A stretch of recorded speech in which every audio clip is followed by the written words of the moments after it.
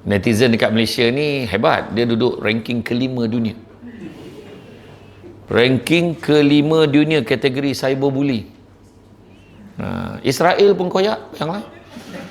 Dengan netizen Malaysia, Israel pun koyak, bayanglah. Sampai influencer bunuh diri lah. Tak tahan dengan kena bantai ni. Memang kreatif. Bab membalun bagi lah Malaysia ni.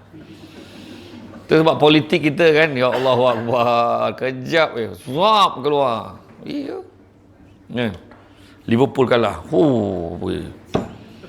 Kan. Tak apa, okey je. Kan, sebagai penyokong Liverpool okey je. Kan. Dah berbelas tahun dulu kalah okey je. Kan, macam tu.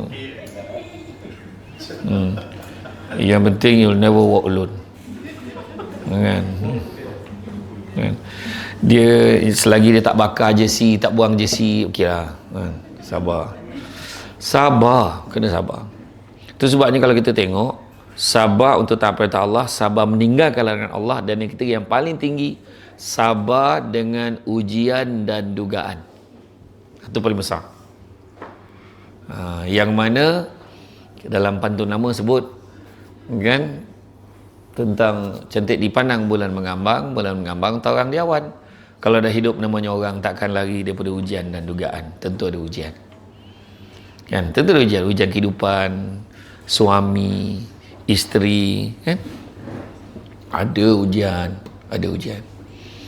Kan? Macam perkahwinan kan. Macam artis ni. Ada yang melibatkan orang ketiga. Orang ketiga ni tak semestinya curang. Kadang-kadang mak mentua, mak, ibu ayah adalah orang ketiga dalam perkahwinan. Kena ingat. Itu memang ada section khas dia dekat dalam manajemen keluarga syariah. Kan? Kau ceraikan anak aku? Wah, dia kata tu. Tu berlaku tu. Kau ceraikan anak aku. Kalau kau tak nak ceraikan, kau bagi dia. Adalah minta permintaan dia. Contoh. Itu orang ketiga tu. Saya bagi hint tu kan. Jadi, makna kata kalau kita tengok dalam kehidupan kita ni, tentu ada ujian, tentu ada dugaan. Dan ujian ni sepatutnya menjadikan kita manusia lebih baik. Itu pertama. Software yang pertama yang kena install, sabar. Sabar separuh daripada iman. Jadi mental kita nak kuat, sabar. Kalau sabar separuh pada iman, separuh lagi apa?